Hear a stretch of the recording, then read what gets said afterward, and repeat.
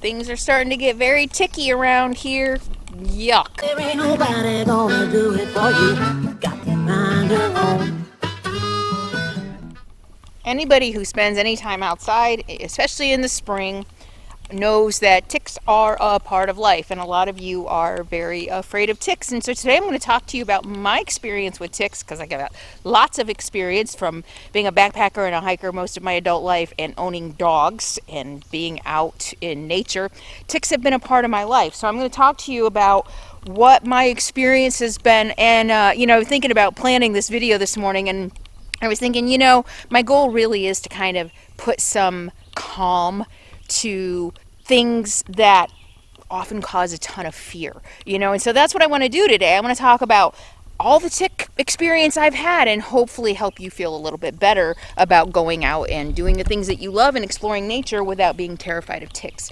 So I've been in North Dakota, South Dakota. Ticks have been horrendous. They have been so bad, and no matter how much I brush down Sadie, no matter how many times I feel her and brush her and wipe her off, we're having ticks inside the RV. One night I literally woke up and probably found 5 ticks crawling on me. So that's the first thing I wanted to talk about. Yes, ticks do carry Lyme disease. Does every tick carry Lyme disease? No. So it's probably pretty rare that you're going to have a tick on you and you're going to get Lyme disease. For one thing, let's sit down and have a chat. So I've had dozens of ticks on me, and I've only had one incident where it bit me, and that was a backpacking trip. I was in my mid-20s, and we were hiking on the coast in Northern California. And it was rainy, and it was spring, so the trail was overgrown, and we were stepping over things, and I remember even one part of the trail was washed out. And I remember very vividly, I had to crawl under some branches. There was a lot of overhang of trees, and I very vividly remember kind of crouching to get under that and it rubbing on my pack and my head. And not too long after that, I felt something on my back. And the whole time I was backpacking for several more hours that day, I kept feeling like a stinging on my back, and I kept trying to kind of reach it to see what it was. It wasn't until we stopped for the night that I reached back and I tried to see what it was, and I felt like I had to brush something off me, and I could literally pull. I felt something clinging to me, and I pulled it, and I was like, oh shoot, what is this? And it was a Sierra Club trip, and so I went to the Sierra Club leader, or maybe even one of the women first, and was like, there's something on my back. And they were like, oh my god, I had a tick embedded in my back. I felt it the whole time I was hiking. I felt it. And gosh, this was mid-90s. Yeah, early mid-90s. Not a whole lot probably known about them then, except that they could cause Lyme disease. So they pulled it out of my back, put it in a piece of killed it, put it in a piece of tape to take with me in case I developed flu-like symptoms to go to the doctors. But I never did. I was fine. I never developed any symptoms. And since then, I literally, like I said, living with three dogs now. Huck wasn't with me really long enough, but living with dogs all my life, I have literally had instances over the years where not only am I hiking and I'm brushing them off my legs and my arms and my neck and my head, but literally living with dogs who sleep in my bed and live on the furniture. I've literally been sitting on the couch and I've had ticks crawling on me. The other night I had ticks crawling on me in bed, and it just really gave me the heebie-jeebies. Finally, though, we got the last of them. And that's the thing I want to tell you, to not fear. I can always feel a tick crawling on me. I had one in my head I had one right here the other day. I was sitting there working, and I could feel it moving through my hair. And then later I had another one on the top of my head. And like I said, no matter how much I brush Sadie off, we just can't get away from it. And so that's really what I wanted to share with you, that you can I don't understand how you could not feel it bite you. I've heard stories of I think I might have had Lyme disease, or I was diagnosed with Lyme disease I don't know how anyone cannot feel a tick bite. I felt it very pronounced. I mean, and they embed their head into your skin, and they stay there until they're full, and then they unlatch, and then that's what they do to dogs, and then they crawl around for a while and to find another place. That's what they do.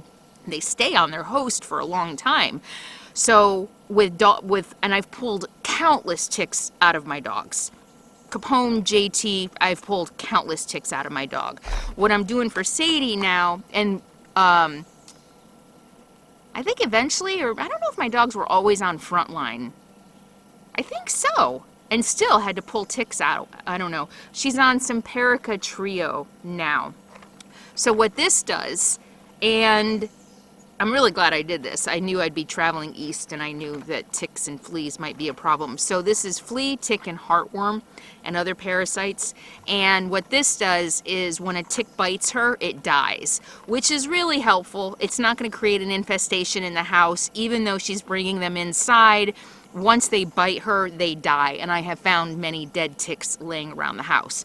So, but unfortunately, that doesn't mean that they're not going to ride her into the house and then crawl on me. Unfortunately, they're not going to die when they bite me.